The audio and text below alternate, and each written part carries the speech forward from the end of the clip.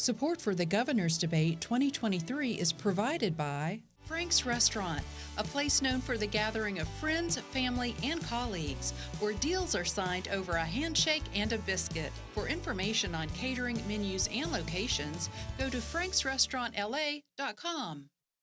At AmeriHealthCaritas Louisiana, we help people get care, stay well, and build healthy communities. Care is the heart of our work at AmeriHealthCaritas Louisiana.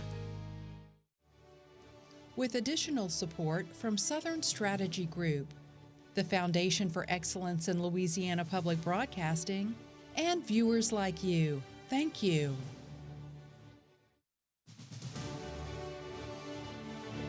Tonight, LPB and the Council for a Better Louisiana present The Governor's Debate 2023.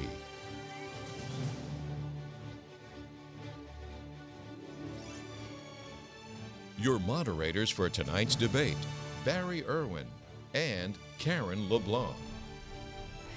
Good evening, everyone. I'm Karen LeBlanc, anchor and reporter for Louisiana Public Broadcasting. Thank you for joining us tonight for this important debate with the major candidates vying to become the next governor of Louisiana. And we thank our public broadcasting partners statewide for also sharing this evening's program with their viewers and their listeners. And I'm Barry Erwin, the president of the Council for a Better Louisiana, and we appreciate everyone's participation. Tonight we're focusing on the way forward for Louisiana. Our state is facing many challenges. Our population is declining. Between 2020 and 2022, 80,000 more people moved out of the state than moved in, the fifth highest outmigration rate in the country. Louisiana is dead last in population growth when compared to other southeastern states. Since 1980, we've gained only 11% compared to 105% in Texas and 121% in Florida. And while many of our peer states are seeing significant economic growth, Louisiana is losing jobs and seeing its overall economy shrink. Yet despite the challenges, we also have many assets, resources, and opportunities on which to build. Louisiana's youngest voters and the state's future leaders want to see Louisiana move forward. I met with some students in college government recently, and here's what they had to say.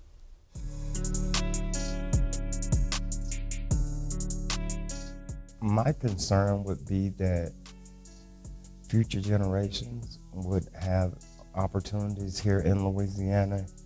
I really worry about our economic development and how most of our state, it seems, is tailored towards like oil and gas. We're not pulling talent from other states. Please be unbiased to the different cultures and backgrounds of everyone in the state of Louisiana.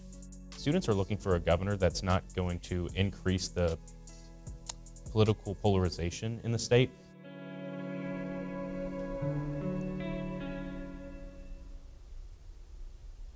We'll be hearing more from these students throughout the night. But first, we'd like to introduce the 5 candidates running for governor.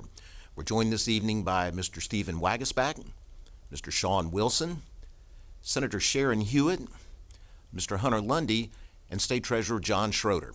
Thank you all for being here, and we should add that Attorney General Jeff Landry was invited but declined to participate tonight.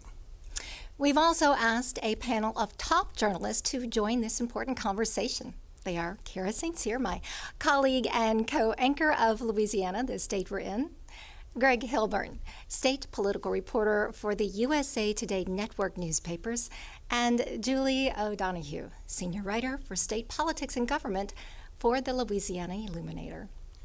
This is how the debate will work. Our panel of journalists will pose a question to the candidates, and each candidate will have 1 minute to respond. A drawing was used to determine the order of questioning. The panelists reserve the option to ask a follow-up question to ensure clarity and responsiveness in the answers. Candidates will then have 20 seconds to respond to that. And if time permits, there will be a lightning round of yes or no answer questions to all of the candidates.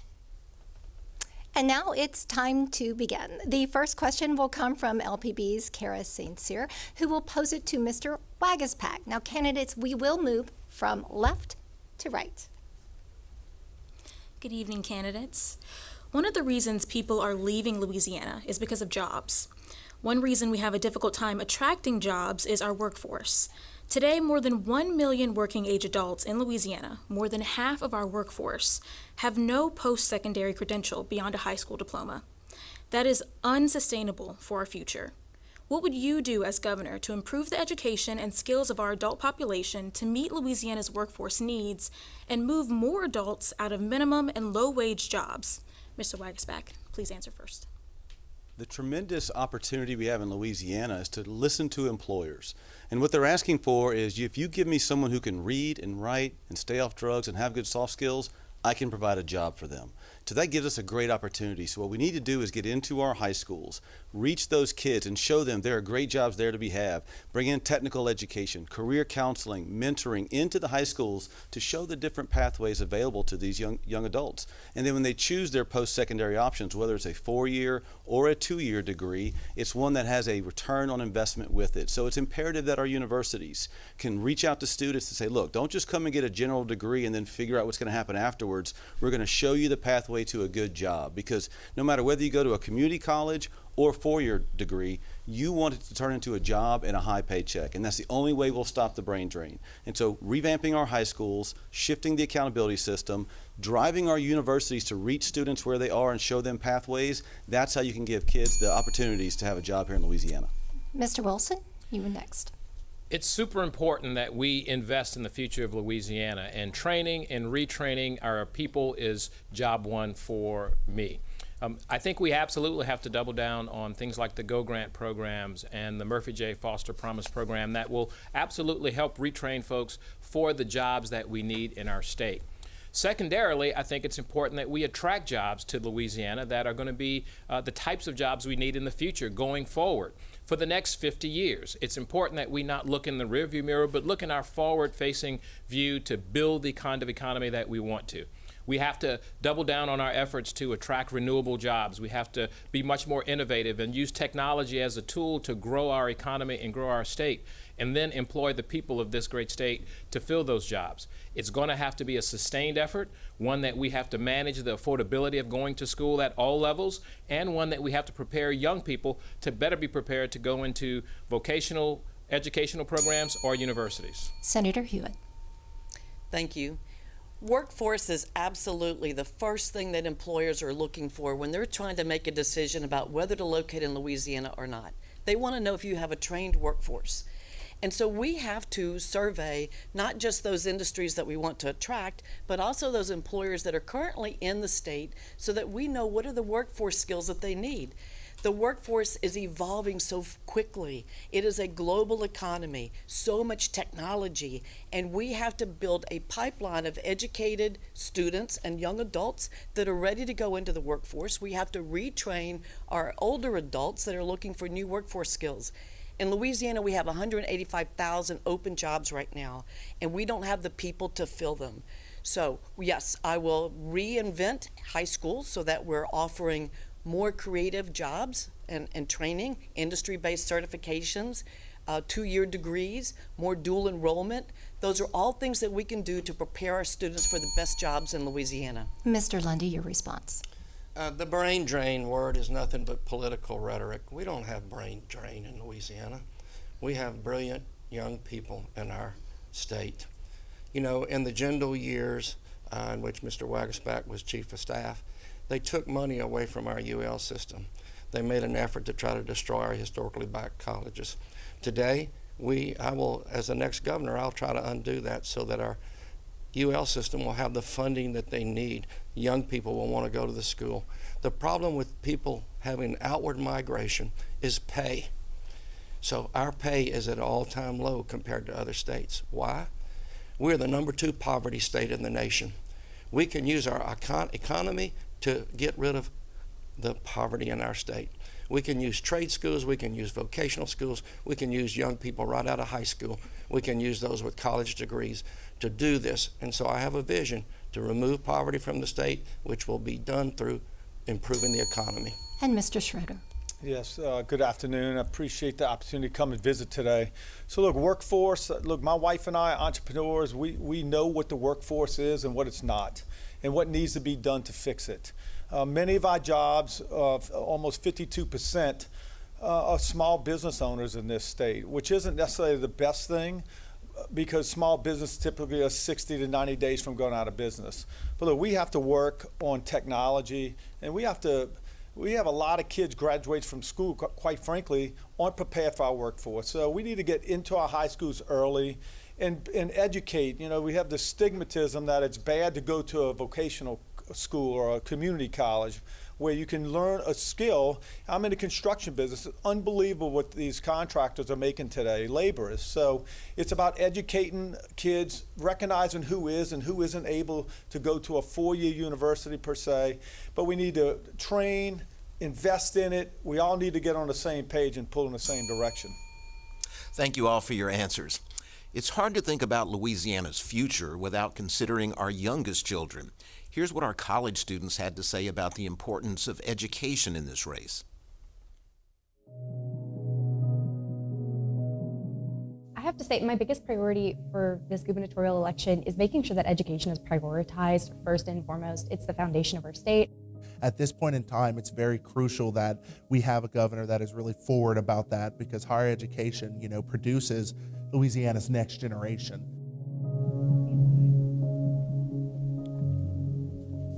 Now we'll turn it over to Greg Hilburn, who posed the first question to Mr. Wilson. Research shows quality early learning experiences benefit children in school and throughout their lives. Yet here in Louisiana, an estimated 114,000 economically disadvantaged children lack access to quality early education and care. A legislatively created commission has said we need to significantly increase funding for early education every year over the next decade to truly make a dent.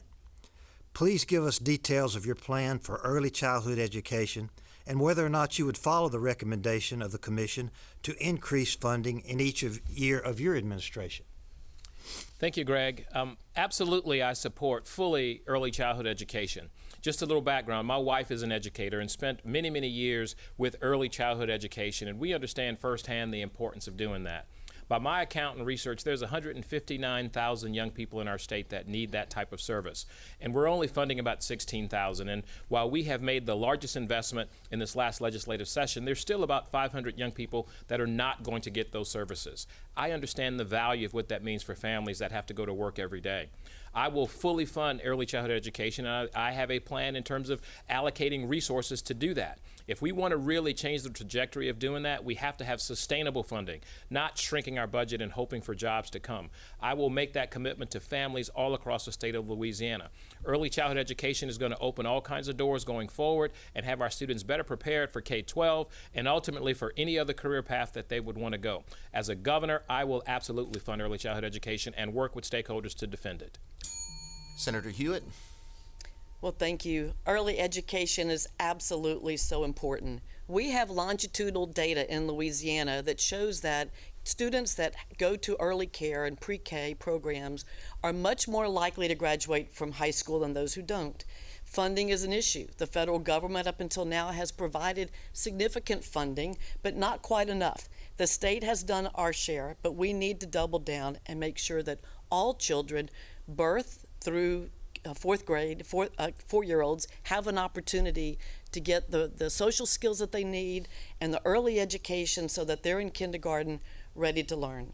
Education is such a big issue in our state, and I have been focused on that as a legislature in moving us to phonics, for example, in K through 3, because half of our third graders are not reading. Now we are one of 3 states where we have actually improved our reading skills. There's so much to do to prepare our students in math, 4th through 8th grade, and I've taken a leadership role in that area as well. Thank you. Mr. Lundy. Yeah. It comes down to priorities. Our legislature, this past year, didn't have their priorities right. We have got to fund and make early childhood education a priority. What happened when they fought at the end of the budget time? What did they cut? They cut education, they cut health care. So you've heard me say before, my mother was a kindergarten teacher. She taught childhood education in college. My sister's a retired kindergarten teacher. We will make it a priority to fund 3, 4, 5-year-olds. We will have that. Right now, there's only 15% of the public schools in Louisiana that have that kind of program for 3 and 4-year-olds. We have to make it mandatory for everybody across the board.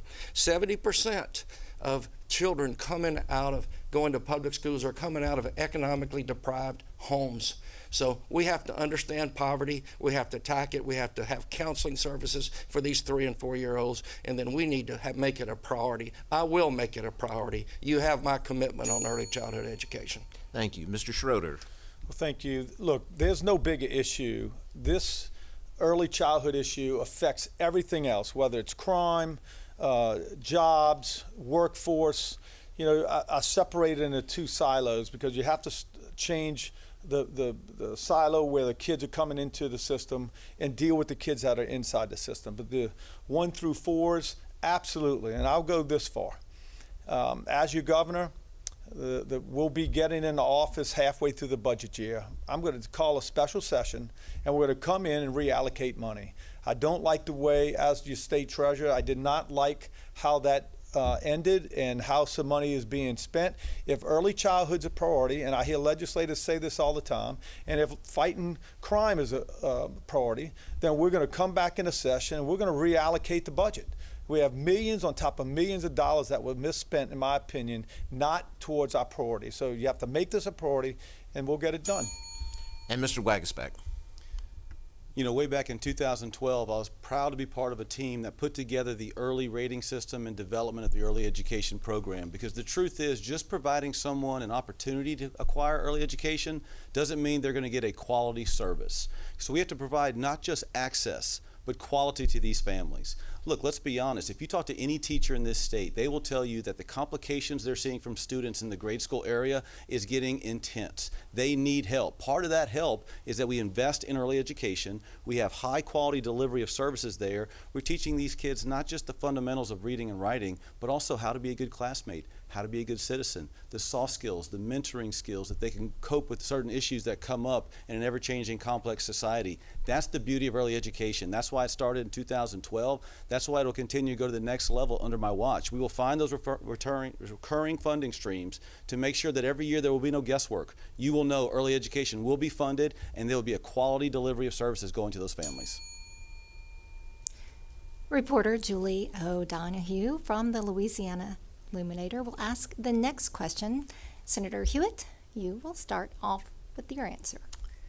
For more than a century, the energy sector has been a driver of the Louisiana economy because of oil and gas. But because of climate change, economies everywhere are trying to move away from fossil fuels into cleaner sources of energy. And some states like Texas are working to maintain and strengthen their energy economies by leading the transition to other fuels. What would you do as governor to position Louisiana's economy to be more diverse and aligned to future changes? Well, thank you for that question. As a former oil and gas executive, there is no one who is better fit on the stage to lead the energy diversification than me. First of all, Louisiana is an oil and gas state, and we will be for a very long time. It is our God-given natural resource, and we can continue to produce oil and gas safely and cleaner than anybody else. The first thing I'm going to do is I'm going to eliminate or stop the coastal lawsuits. Attorney General Jeff Landry and the trial lawyers are suing the oil and gas companies and driving those jobs out of our state. But I have also been a leader in terms of hydrogen and have provided state funding to develop new technologies at our academic institutions for hydrogen. We are the tip of the spear for that. We are in the final stages of securing a hydrogen hub for the state of Louisiana. I've also helped write legislation on wind and solar so that we set up broad guardrails to protect the state's interest and encourage other developments. Thank you. Mr. Lundy. I'm the candidate that says if you mess up, clean it up. I keep hearing this business about, lawsuits. You know, it was during the general administration when they decided that they wouldn't enforce the law to make these oil and gas companies that put ditches throughout our marshland that's causing our coastal problems. And that's why we have saltwater intrusion today. And so I'm going to be clear on that. I'm for the oil and gas community. I will do everything to develop it. I'm for clean energy. I've already stated that we got these green hydrogen plants coming. We got one starting in Calcasieu Parish. They're going to build them all over the state of Louisiana. They're doing that so they can make methanol. We'll put our ports to work. We'll be shipping it overseas. Right now, you got Shell building a place in Convent for over $1 billion for biodiesel. You got a blade plant going up in New Iberia for windmills. I can go on about what's happening in the clean energy sector. So I'm all for clean energy. I'm all for oil and gas, but I'm not going to treat oil and gas companies like they want to treat the insurance companies. Thank you. Mr. Schroeder, please. Look, I'm all in on clean energy, but we have to realize what reality is. And the reality is fossil fuels are going to be here for a long time, well past anybody's in this room. So I'm willing to embrace whatever industry wants to come to Louisiana. I think we need to have the rules so people understand what those rules are. That seems to be a problem sometimes when you're dealing with the state. People like to know what the rules are, especially big companies. But look, as your state treasurer, I balked against corporate America because I don't really buy into the climate change as corporate America is trying to sell. And you can see nationally where people are backing up, major corporations are backing up. I moved over $800 million out of BlackRock to take up for the fossil fuel industry in Louisiana because they're taking our money and invested in fossil fuel in China and Venezuela and other places, but don't want to do it here in Louisiana or this country. But I will support that as governor of Louisiana. Thank you. Mr. Wagerspack.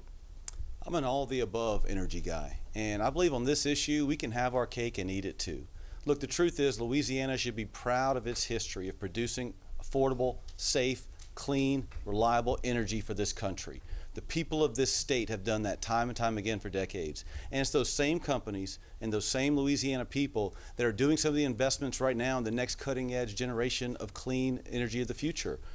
Hydrogen, carbon capture, wind and turbines off in the Gulf. All of these issues are happening right here in Louisiana with Louisiana companies and Louisiana people doing it. So we can be traditional and cutting edge at the same time.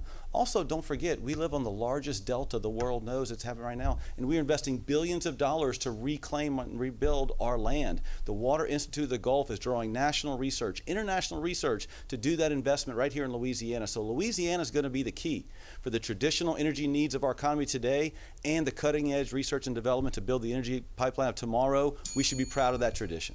Thank you. Mr. Wilson. You know, growing up as a kid, the oil and gas industry put food on our table and clothes on my back. My father worked in that industry. As a citizen, as a governor, I will absolutely have an all-of-the-above approach. Everything is going to be on the table. There is an environmental imperative to doing better. There's an economic development imperative to diversifying our economy. When you look at the renewables, look at the billions of dollars that are going to be spent in our state going forward. It's going to help us become a lot more energy efficient and independent, as well as create jobs to sustain that. As governor, I will absolutely work with all of the energy sector to ensure that we are growing to scale appropriately and not losing any market share that we have. Louisiana has led the nation in this, and we will continue to do that in my administration. Whether it's wind, whether it's solar, whether it's hydrogen, we will do it in a way that's responsible, that's sustainable, and we will take those benefits and make investments in education, in healthcare, in infrastructure. I've done that. Look at the LA1 project that's underway to help facilitate infrastructure development that can be used by that energy sector. Thank you all. We now turn to a topic many agree is the most pressing issue for Louisiana, the insurance crisis. Kara St. Cyr will ask this question, and Mr. Lundy, you will answer first. Thank you, Barry. The cost of property insurance for businesses and homeowners has risen to crisis levels for many in Louisiana. Some of the proposals to address that problem include allowing insurance companies to increase home insurance rates on a more frequent basis and make it easier for companies to drop some policyholders. Do you agree or disagree with these policy proposals? And please explain your reasoning. Well, I disagree with those policy proposals. They should only be allowed to change rates once a year. The legislature makes the decision on rates. And insurance companies have been taking advantage of this state for a long time. They lied to us after the Hurricane Laura, Delta, Ida, and so I've seen it firsthand too many times. We're going to have insurance companies come to the table, and they're going to understand under my administration they either write for everybody in the state of Louisiana or they don't write for anybody. They're going to cover hurricanes and wildfires, or they're not going to cover anybody. And so people operate in fear too much in Louisiana. I don't operate in fear. I know that State Farm's coming back to the market. I know all the big people are back in the market right now. We can tackle these rates. We can talk to these CEOs who made tons of millions of dollars on our backs after these hurricanes by not paying claims. So we will reduce the policies. We will tackle FEMA and join in with our U.S. senators to reduce flood insurance. Thank you. Mr. Schroeder. Look, it's going to take a lot of different things to happen. I think we're going to have to entrepreneur our way out of this. But look, let's face it. We're dealing with corporate America or private industry. And I've said this many times, government doesn't do very good taking care of its own business, much less trying to dictate somebody else's.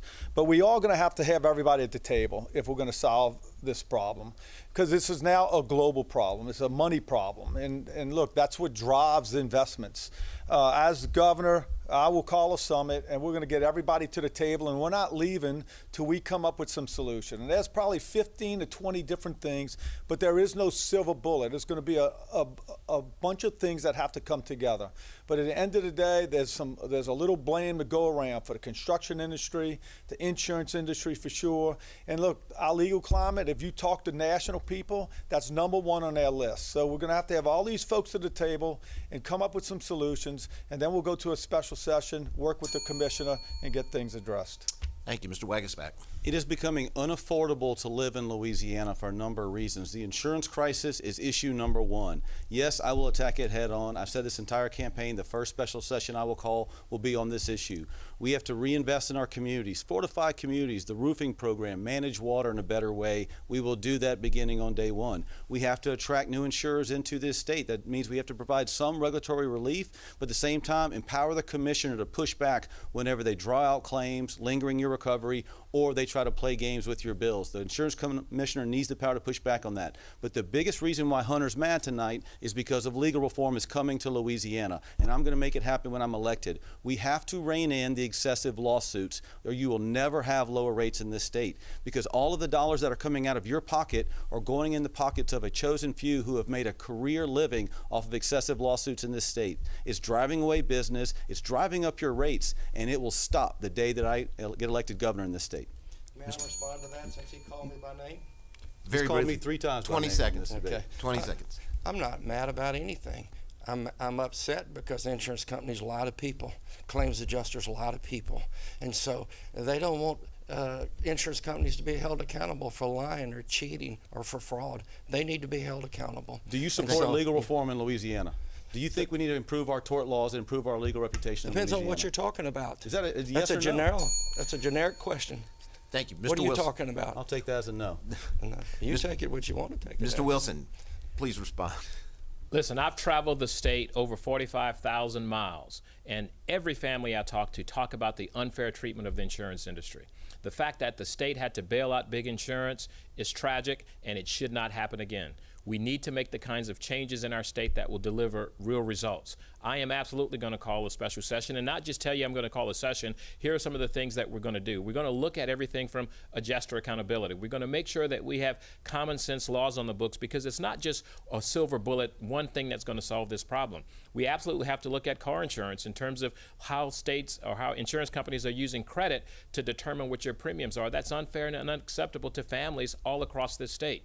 Listen, we will not necessarily just legislate our way out this. We have to work together collaboratively with industry, and we also have to bring more competition to the market. I do not support allowing the insurance industries to completely deregulate themselves and increase premiums on hardworking Louisianans more frequently than there are right now. We need to hold them accountable, and we need to work together to do that. And thank you, Senator Hewitt.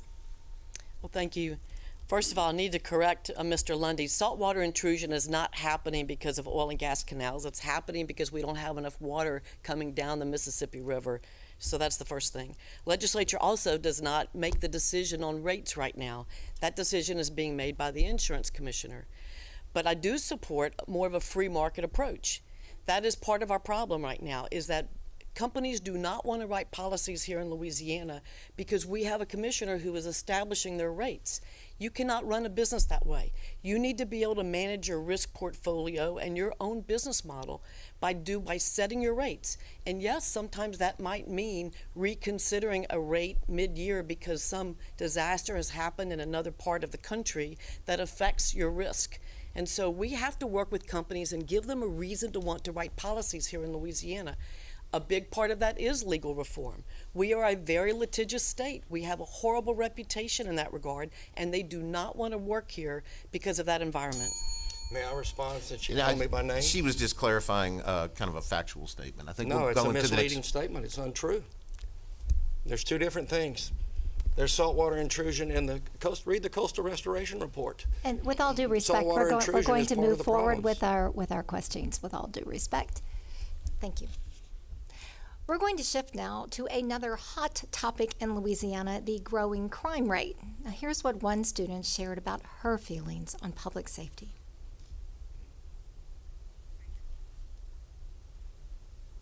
Now, they are scared that they are going to get hurt in a grocery store. And I want that feeling to go away.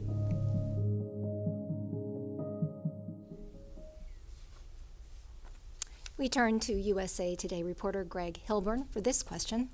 Mr. Schroeder, you will begin first. For decades, Louisiana has had one of the highest rates of homicide, domestic violence, and other acts of violent crime.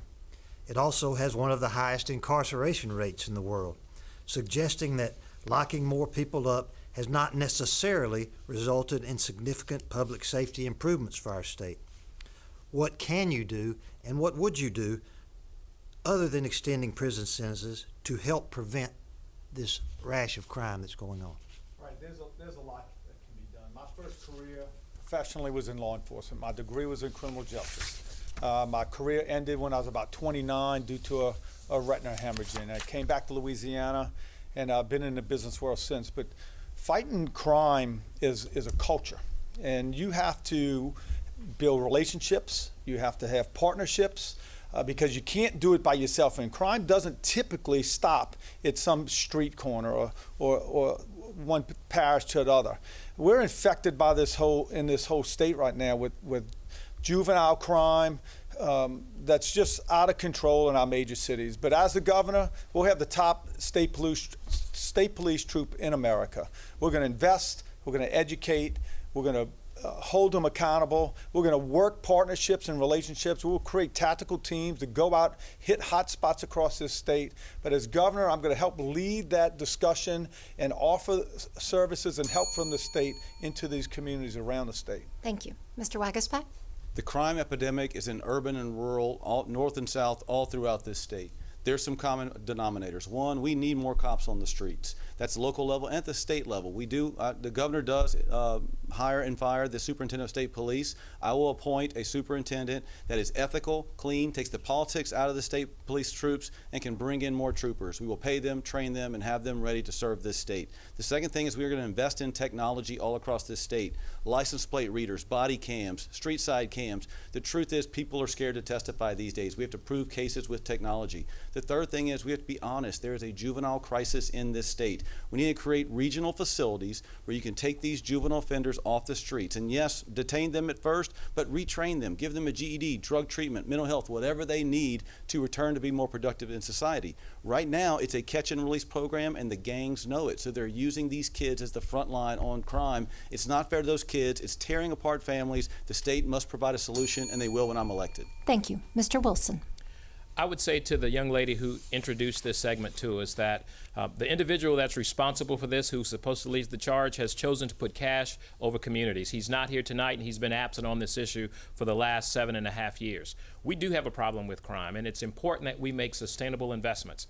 I will not be a governor that points fingers at communities or separate communities based on their demographics or their geography. We have to work collectively to do that. As governor, I promise to partner with locals and to make the kinds of investments to keep communities safe. Everything from technology to also paying officers what they deserve. This is a very dangerous job for them to have. We should be investing in juvenile assessment centers and reentry programs to make sure that when people do get out, that they have better skill sets, that they can become a taxpayer and not a tax burden. The fact that we have 25,000 people in jail and we still have these statistics, it's not working to just lock people up. We have an obligation to protect our citizens first, and we need to do that. I am going to be a governor that's going to make the smart decision to deal with these age-old problems. Thank you. Senator Hewitt. Well, first of all, our biggest issue with crime is not having enough boots on the ground. Whether you're talking about state police or sheriffs or local police, we do not have but maybe 75% of the workforce that they need to be able to keep us safe. So that's the first thing. We have to recruit and retain more police and more law enforcement. We also have to get a handle on the drug problem. An underlying problem with crime is drugs. I have worked on that in the legislature in addressing fentanyl. It is the most deadly killer of people under 40 compared to strokes or heart attacks or anything else. It is the leading cause of death. So I have passed legislation that strengthens the penalties for those that are dealing fentanyl or manufacturing these clandestine pills, counterfeit pills in clandestine labs. We have to get on top of that. We also have to invest in mental health programs and our reentry programs, looking at evidence-based programs, which ones are working and which ones are not, so that those offenders do not go back to their old ways. Thank you. And Mr. Lundy.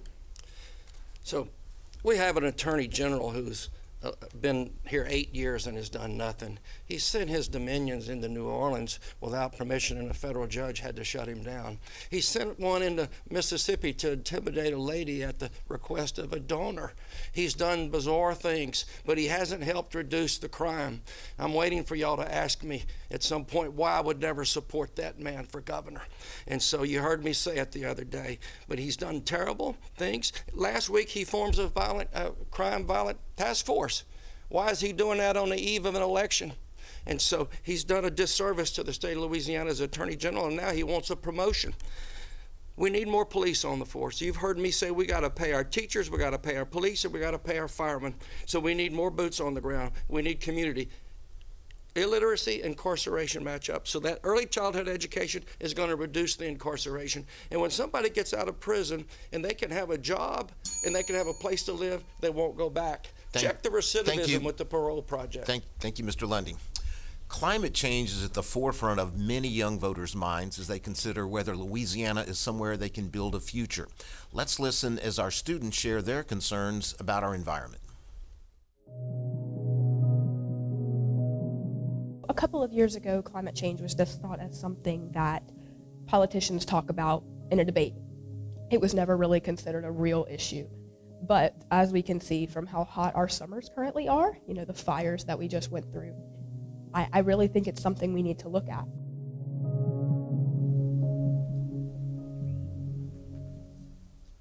Julie O'Donohue, the next question is yours, and it goes to Mr. Wagasback. Thanks, Barry.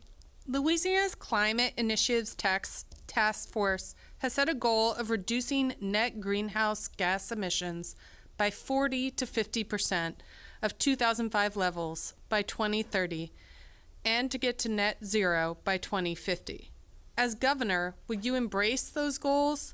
And how would you propose to provide adequate state funding for projects in Louisiana's $50 billion coastal master plan in the face of declining federal support? Yes, it is the right goal to have. And the march between there and 2050, we'll have to inject reality along the way to make sure we can accomplish it in a way that doesn't destroy our economy. I think we can have both a cleaner environment and a growing economy at the same time. And I think Louisiana is the perfect place to do that because of some of the opportunities I mentioned earlier. The fact that we have a coastal master plan that requires $50 billion in investment is going to give us a tremendous opportunity to invest in new ways to be sustainable and energy efficient as we go to meet those goals. Also, as the world returns their economic and energy needs to America. It provides tremendous opportunity here in Louisiana. Once we have a federal administration who embraces that we can do more liquefied natural gas that goes around the world, and we can get those revenues here that we can invest in our coastal master plan. The truth is we're living off of the BP settlement money for right now. That goes away in a couple of years. The best way to improve those dollars is to, one, monetize the offshore development in wind and other renewables, and two, have more energy exports so we can grab some of those investments and reinvest it in our energy protection programs. Thanks. Mr. Wilson. Thank you, Julie. I absolutely support the climate action commitment to get us to net zero by 2050, and it's going to require sustainable leadership. Having sat on that committee, I think it's important to know that the two most important things that we do is prioritize the resources we have to make the kinds of investments that we need to make. We have these big, gorgeous, grand plans to build a better coast and to protect our families, but we have not made a firm commitment to fund them.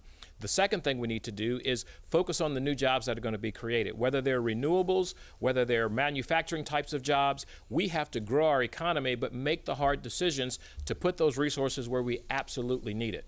I can tell you one thing for certain. We know that weather patterns and things in this environment are weirder, wetter, wilder, and I've added hotter to it. And if we're not serious about making these commitments, we will continue to go down that path to not be able to attract people and have people leave Louisiana because of these hardships that they're facing that are climate related. And it's important that we have a governor that's going to prioritize that, and I will absolutely do that as governor. Thank you. Senator Hewitt. Thank you. We absolutely have to work to reduce our greenhouse gas emissions.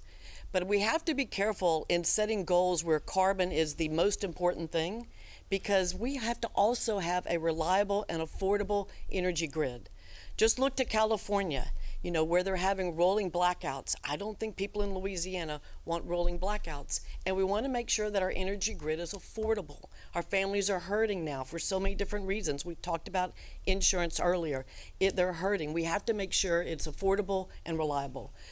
Most of the funding for the Coastal Master Plan right now comes from oil and gas revenues. So oil and gas is going to be a very important part of the equation. Those companies want to reduce their greenhouse gas emissions. Carbon capture is a tremendous opportunity for our state. We're going to be tip of the spear and offering those opportunities to companies that want to do that. I will support increases in the royalty money that comes back to Louisiana for oil and gas production, as well as wind and solar. Thanks. Mr. Lundy. It doesn't come from oil and gas revenues.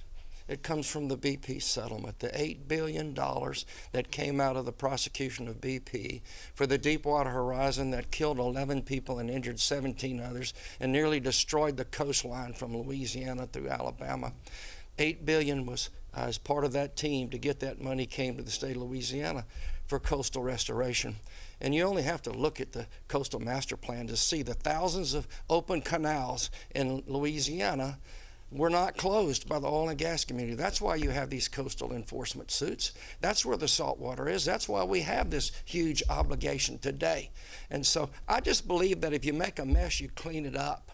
And so, yes, I support the plan, the goal that that's been set for change and to be a carbon capture. Whether it meets the goal or not, I support it.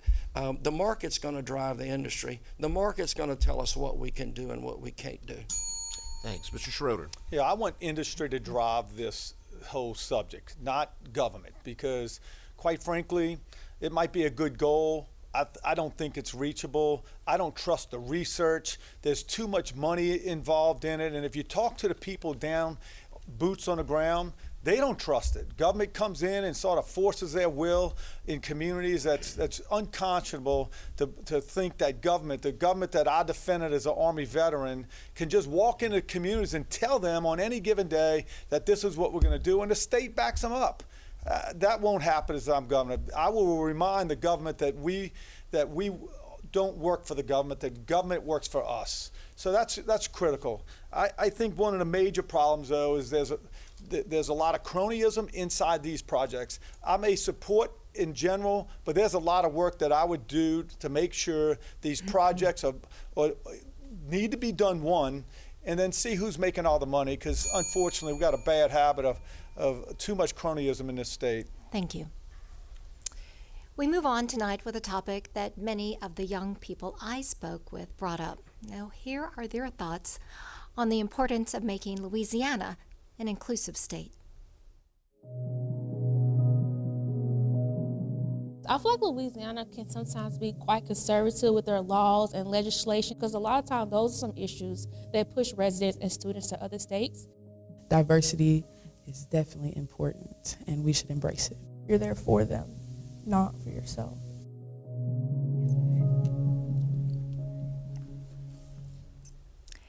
LPB's Kara St. Cyr will ask this question. Mr. Wilson, you'll lead the responses. Thank you, Karen. This year, the legislature considered several bills affecting Louisiana's LGBTQ+ citizens. They passed the so-called Don't Say Gay bill and another bill limiting students' use of preferred pronouns. Though both bills were vetoed by the governor, this legislation will likely come up again next year. Some say laws like these send unwelcoming messages to gay people and other young people at a time when Louisiana is experiencing a net out-migration of citizens and very little in-migration from other states. What would you do with those bills if they came across your desk? And what impact do you think this type of legislation has on the perception of Louisiana, especially with our next generation of citizens? Thank you for that question. Unlike Jeff Landry, I'm not asking people to leave the state of Louisiana when they disagree with me. I'm asking folks to let's have a conversation about inclusiveness and about embracing who we are and what makes us the rich culture that Louisiana has evolved to be. Over my experiences, my faith tells me that this country is a great country and that we were built on granting rights and not limiting them. And as governor, I would veto any bill that ostracizes or eliminates individuals to feel the ability to be whole and to be complete in the state of Louisiana. I absolutely think that these types of legislations and laws that are being talked about put a negative image for the state of Louisiana. It's going to have a huge impact on our economy. Not only will it keep folks from coming to Louisiana to live and to work, it's also going to keep people from coming to Louisiana to play and enjoy the culture of what we have in the state of Louisiana. We've seen the economic impact when we pass these extreme bills, and the majority of Louisianians agree with me that we spent too much time operating on the perimeter dealing with these very extreme issues. Thank you. Senator Hewitt. Thank you. Yeah, I did support that legislation in this past session, because I think that most of that discussion and those decisions belong with the families. They don't belong in our school system. We are among the lowest scoring states in education. We need to be spending our time teaching our kids how to read, how to do math, being more adept at technology and being more STEM focused, and getting jobs. The pronouns and all of that type stuff does not belong in our school system. And although I do value diversity, and I am, of course, a diverse candidate myself as a female, but I think that it is all about being competent and being merit-based in terms of how we approach jobs and focusing on education and teaching our kids instead of worrying about some of the social issues that I think do not belong in our school system. Thank you. Mr. Lundy. I agree that we have to concentrate on teaching our children. That's one of the reasons I said we got to get rid of the LEAP test. I'll never agree to allowing a child under 18 years of age to take hormonal shots or to cut off body parts. We have to protect our children. That's an issue. Mr. Wilson is the most extreme candidate in this race. He's the most liberal candidate in this race.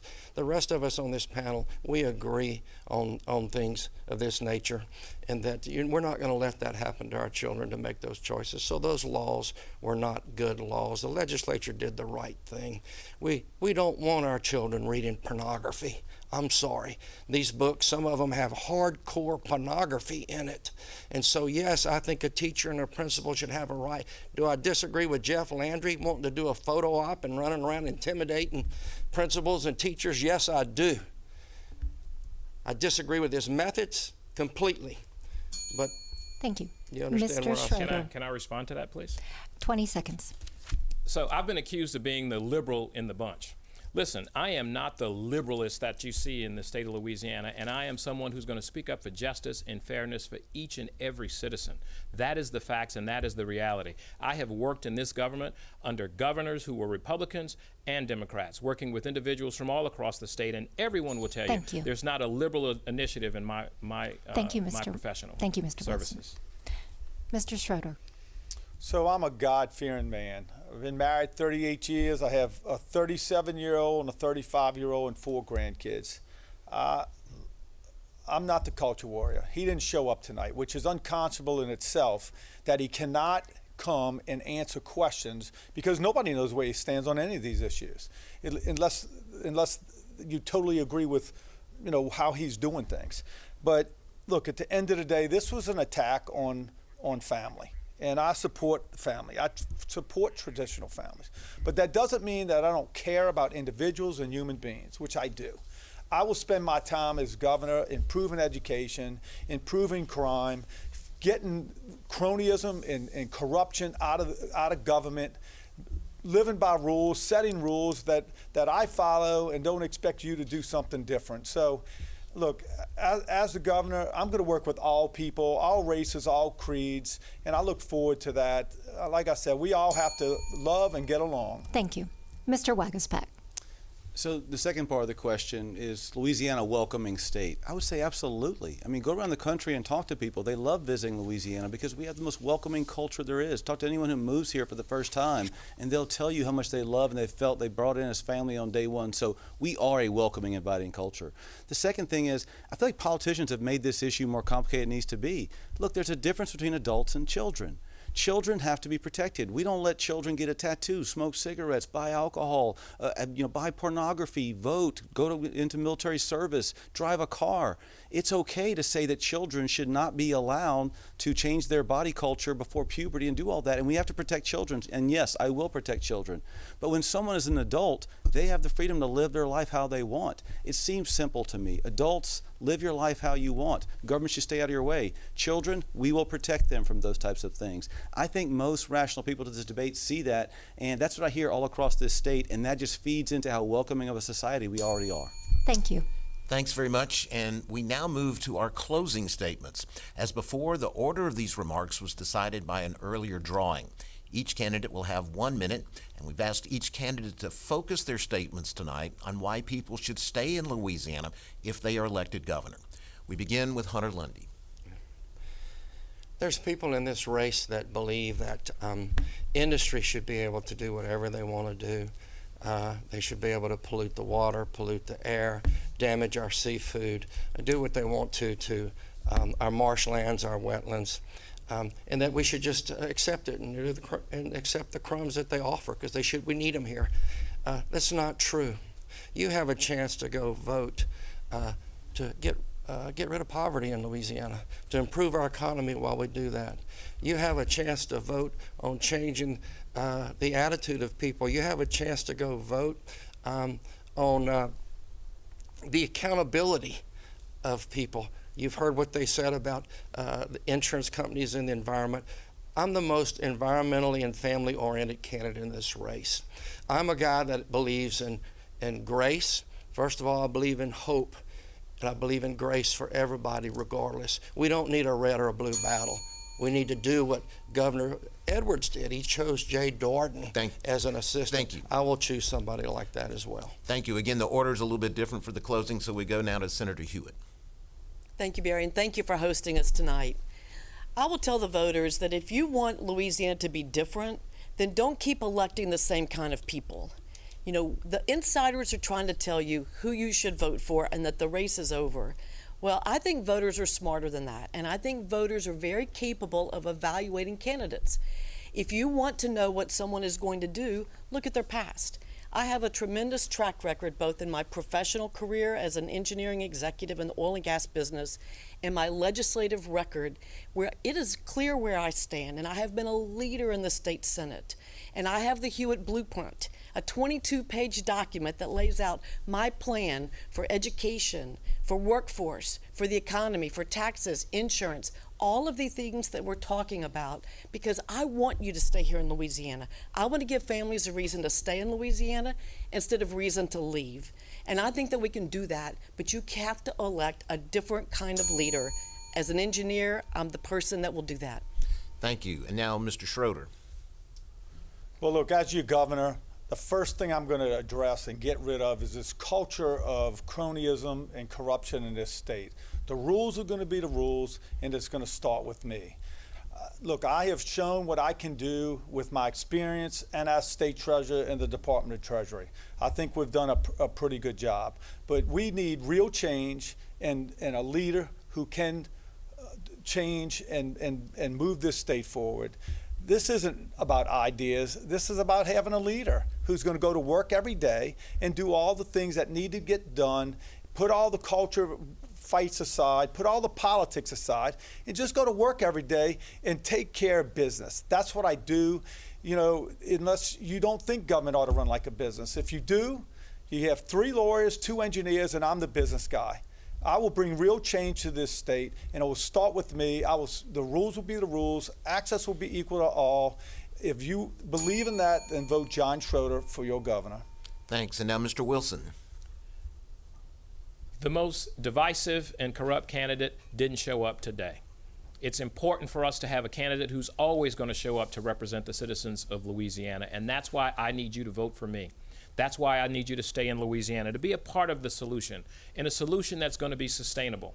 As governor, I will always work day in and day out to make us safer, smarter, healthier, and wealthier. And those are the issues that matter to everyday families. All of these issues that we talked about tonight are bedrocked under those 4 issues: safer, smarter, healthier, and wealthier. It's important that we have someone who is experienced, someone who has worked in Republican and Democratic administrations, always putting the people of Louisiana first, always with integrity and transparency. Visit me at wilsonforla.com to study more about the issues and become a part of this movement. We can make history, and I need you to stay in Louisiana, young people, because that's the only way we can change the future, is if we work with the future, and you are our future. And as governor, I will always trust you and work with you to solve these problems. And finally, Mr. Wagasback. I think this is our 4th or 5th debate. There have been numerous forums over the last several months, and throughout all those exercises, we've talked about a number of important issues. But the most important issue facing Louisiana has not been discussed in any of them, and it's the issue of hope. The truth is, too many Louisianans, I bet many of you watching tonight, have lost hope. You have thought that Louisiana will never get out of its own ways, never stop tripping over its own shoelaces. I'm telling you, this is the time to believe in Louisiana. This is our moment. The truth is, Louisiana is on the verge of greatness. There's a southern economic boom going around us. The states to our east and west are killing it right now. If we can just elect new leadership focused on solutions, not sound bites, leadership focused on people, not politics. Look, I'm a first-time candidate for office. I've never run for anything, and this is the only job I'll ever run for. I want to come in and give you the best 4 to 8 years of my life. Common sense, conservative values, listening first, leading second. That's the type of leader we need at this point in time to re-inject hope in Louisiana. Thank you. We thank all of you for taking part in this important conversation tonight. Thank you to our panel of accomplished journalists for their questions, and a special thanks to the college students who shared their thoughts on how we can move Louisiana forward as a state. And to our audience, remember that early voting starts Saturday and the primary election takes place October 14th, and your vote does count. On behalf of the Council for a Better Louisiana and Louisiana Public Broadcasting, thank you so much for joining us tonight, and hope you have a great evening.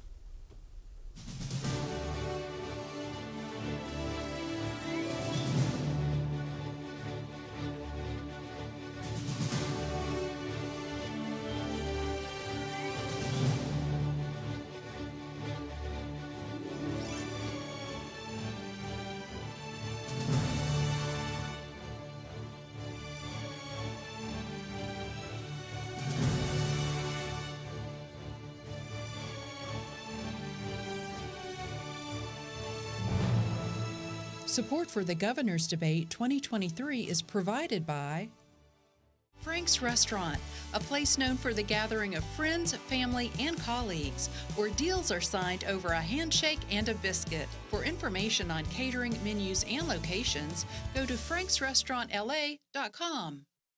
At AmeriHealthCaritas Louisiana, we help people get care, stay well, and build healthy communities.